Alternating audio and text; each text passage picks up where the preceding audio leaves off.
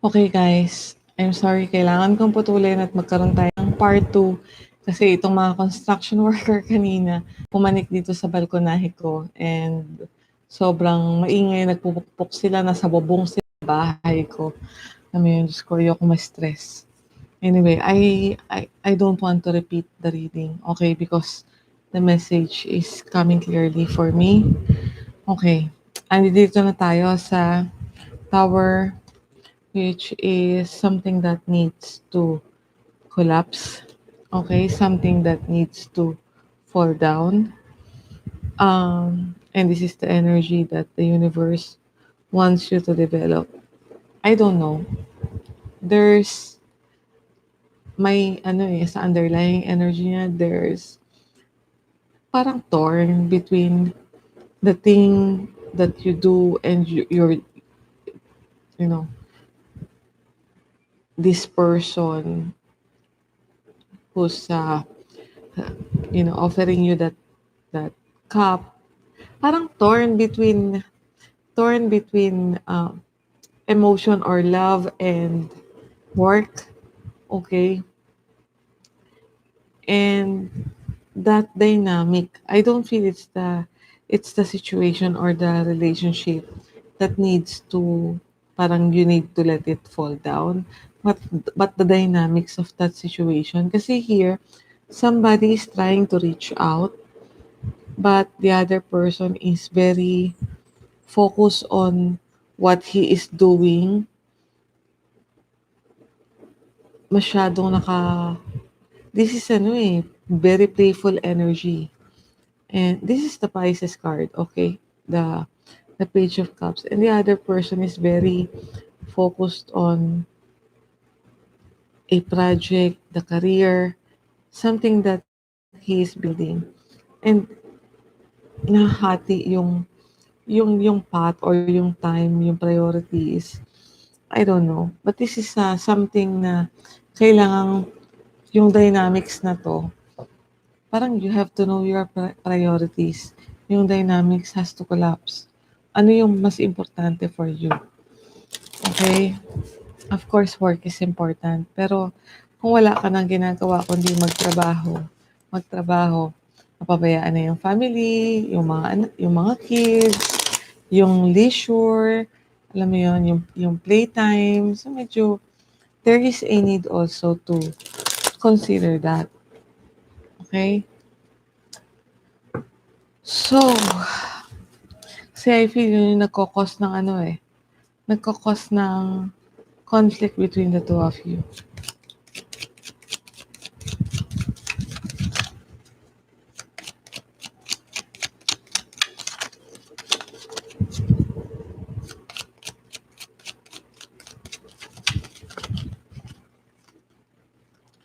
The energy na yung lesson is the strength.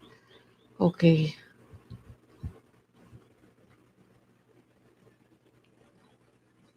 Yeah, there are passions here. Parang you have to leave your family or your emotional bliss to pursue that passion, and that has to end. Okay?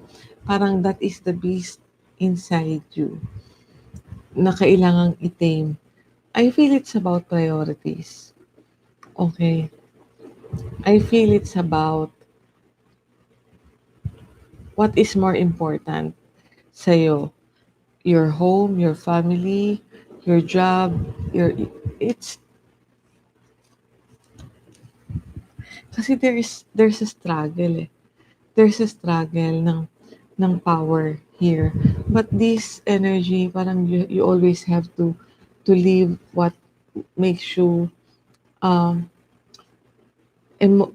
this is the emotional bliss eh. But you are leaving that for something that is parang spur of the moment na passion mo, and that this has to end. That that hunger for you to pursue other passion, whether it's another person, whether it's another dream, whether parang it has to end. Kasi it's just a spark of the moment eh. With the Knight of Rods energy, it's just a spark of the moment. it is not as serious as this emotional bliss that nasasabotage. Remember that this could be reversed, okay? So don't shoot the messenger. This could be reversed. It could be the other person or another energy that is doing this to you. So,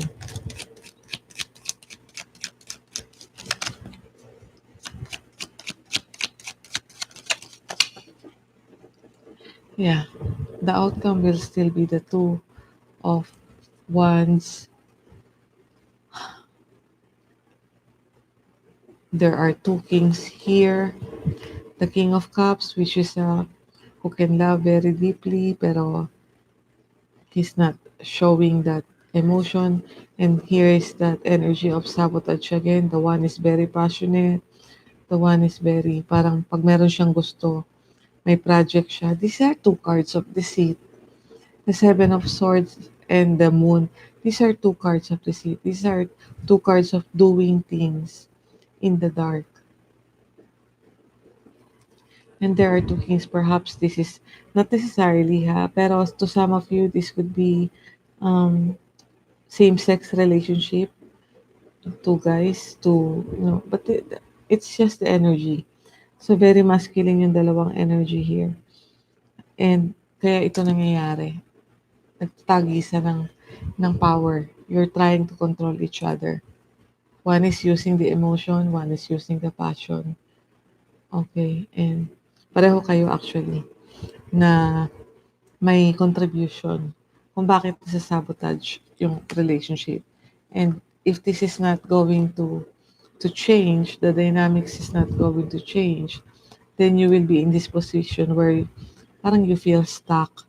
You want to move towards another path, pero you cannot leave the comfort zone. So medyo stuck yung this is indecision kasi eh. But this is also about making plans on what is it. Parang magiging klaro sa'yo by the end of Mercury retrograde. Magiging klaro sa'yo kung ano yung priorities mo. What is it that you're going to prioritize? And maybe after the retrograde, you will be able to move towards the path that you really want to pursue. Okay? Kasi if not, the emerging energy is that, well, you might find yourself alone.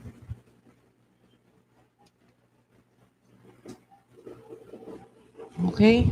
So, to recap, the situation is the Four of Wands, which is the card of home, marriage, commitment, possible business na may foundation na.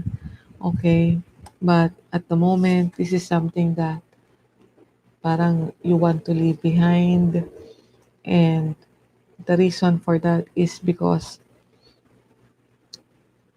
there is something na you are waiting, parang harvest, parang something from the situation or from the person you are connecting to that you cannot, parang hindi mo hindi mo makita or hindi pa dumadating, and you are at that point of assessment. Meron pa ba akong mapapala dito? Meron ba akong aanihin sa mga effort ko? Okay, the other person sees you as somebody na trying to control them. The other person also is, merong mga mind games. Okay, there are mind games between the two of you. So palaging may clash, palaging nagkaaway, and that has to fall down. This is the energy that needs to develop. Kailangan mo malaman yung priorities mo. And whatever toxicity that is happening between of the two of you, or you and the situation and the person that is involved, that has to fall down. Okay, kailangan alamin yung priorities. The lesson here, again, is taming the beast. Kasi nga, I feel there's a problem with priorities eh. And I guess medyo, I don't know if it's going to be tamed by the end of the retrograde, but there will certainly be a plan. This is still indecision, wala pang movement. Okay, you're still contemplating on where you want to go, not leaving but also not staying. Ah, Parang even if you are still in that home, in that relationship or in that business or career, you're still wondering if what's out there. And because of this indecision na walang nangyayari, walang development, you might find yourself, you know, alone and well, maybe the other person will abandon you or will break up with you or kasi ganun eh, di ba? When pag nagtatagal ang isang decision sa buhay natin, doon lalong lumalala eh. So just be aware of that energy. Okay, Piscean? Yeah. There's so many sabotage and deceptions underlying. Yeah. Like I said, it could be another party that you are dealing with. Okay, maraming salamat and pasensya na sa pagpuputol natin.